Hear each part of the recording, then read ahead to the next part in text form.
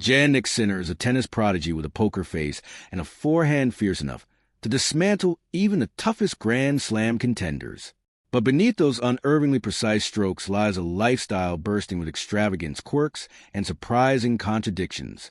He sports a Rolex on his wrist, yet claims his home lacks shelf space for all his trophies. He calls his Monaco villa too cramped, but gladly drops six figures on private jets to make sure he never misses a training session. And perhaps the most baffling twist of all, despite having a high-priced entourage of medics, coaches, and data experts, he still got flagged in a doping scandal over a simple hand spray. Is it recklessness, or is it brilliance disguised as madness? The kind that sees opportunity where others see only risk. Nearly everything Sinner does gets mocked at first, only to reveal itself as a hidden edge behind his ADP success. If you've never watched a revolution begin with a single accessory, then you probably missed the moment Jannik Sinner strolled onto center court at Wimbledon in 2023. In his grip wasn't a standard tennis backpack or the classic white gear bag seen in the hands of tennis royalty. It was a beige Gucci duffel, complete with the brand's red and green stripes, embroidered with one word, Jannik. The tennis establishment collectively paused. Wimbledon is renowned for its rigid, all-white dress code.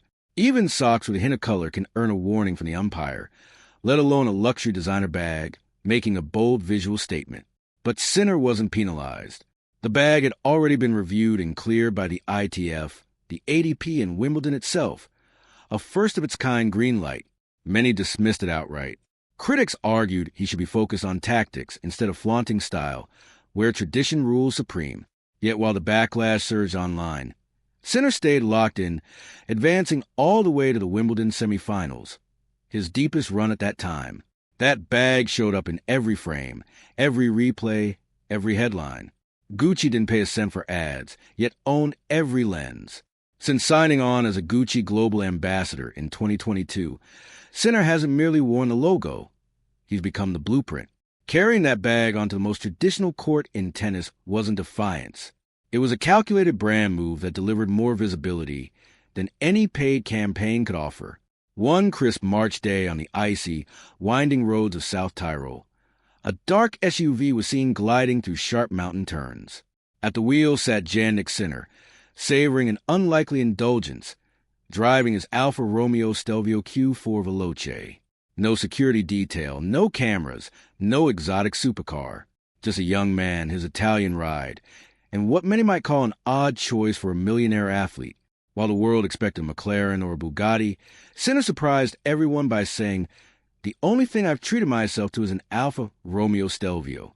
Born in San Candido near the Austrian border, Sinner was raised in a community rooted in farming, quiet discipline, and deep personal pride.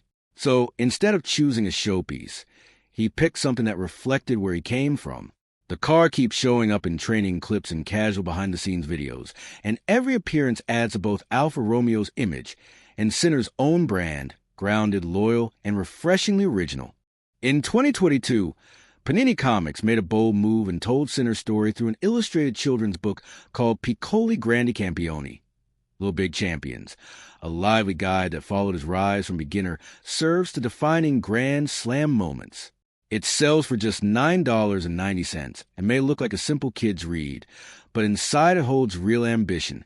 In a world full of images showing luxury homes and elite support staff, telling his journey through a children's comic seemed almost absurd to many. Yet each panel carries genuine emotional weight. Scenes of losing his first match, practicing backhands alone in the South Tyrol drizzle, and whispering to himself that losing doesn't define you. Although aimed at children, the comic quietly reaches adult hearts too. Panini didn't just print a story.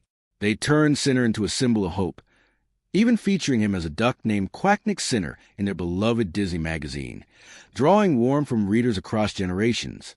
The move was strategic genius, reshaping Sinner's image into something young fans could connect with on a deeply personal level. One warm January afternoon in 2025, as Sinner stood tall on the Australian Open stage at Rod Laver Arena, the crowd erupted. While many admired the championship trophy, a more discreet spotlight landed on his wrist. The soft gleam of a Rolex Cosmograph Daytona in rose gold. Since 2020, Sinner has held the title of Rolex testimony, an honor once carried by Roger Federer. His collection includes the Eve Rose Daytona with a bold black ceramic bezel, the iconic Submariner date often spotted during solo practice, and the GMT Master 2 Root Beer worn after his 2024 U.S. Open triumph. To him, these timepieces aren't just accessories. They're strategic assets he brings to Grand Slam tunnels and brand meetings alike. Collectors know an authentic Daytona can soar in value within just a few years. Sinner is well aware. Claiming the world #1 ranking requires more than rackets and talent. Sinner's support team includes a fitness coach, a video analyst, a traveling sports physician, a dietary advisor, a physiotherapist, and a mental coach. This operation runs up an annual bill between $1 million and $1.5 million. Then came March 2024, when traces of clostebol, a banned anabolic steroid, were found in his samples following Indian wells. The amount was minuscule, and the culprit was a topical spray used by his physiotherapist on himself without gloves right before treating Sinner. Anti-doping officials found no intent, and the suspension was reduced to 3 months. But the damage was immediate. Sinner served his suspension quietly. No press tour, no finger-pointing. And in that silence, earned a different kind of respect. Sinner's Monaco villa is compact by millionaire standards. When asked about it, he replied with dry humor that it's a little cramped, and he doesn't even know where to put his Grand Slam trophies. Those trophies get sent back to his childhood home in South Tyrol, where they belong, among the people who always believed in him. In Monaco, he prefers to live as if he's still climbing. No garages full of flashy cars, no walls covered in highlight reels, just worn rackets, a neatly arranged Rolex case, and a few comic books where he's the illustrated star. Sinner relies on private aviation as a tactical weapon.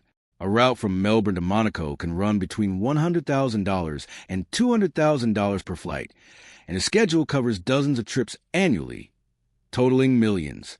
But this isn't about showing off. It's about owning his time. While rivals hustle through connecting flights and security lines, Sinner is already at his hotel, soaking tired muscles, preparing for the morning session. Every airborne minute buys recovery, preparation, and focus. For most people, private aviation screams excess. For Sinner, it signals mastery over his schedule. Jannik Sinner doesn't fit the mold of your average tennis star. The headline-making Gucci bag, the modest Alfa Romeo, the villa barely big enough for his trophies, the 6-figure private jet bills. Every detail looks over the top from the outside. But behind it all is a deliberate strategy. Protect the image, maximize the time, keep a clear head in the chaos of fame. What he values most isn't luxury. It's the freedom to live life entirely on his own terms.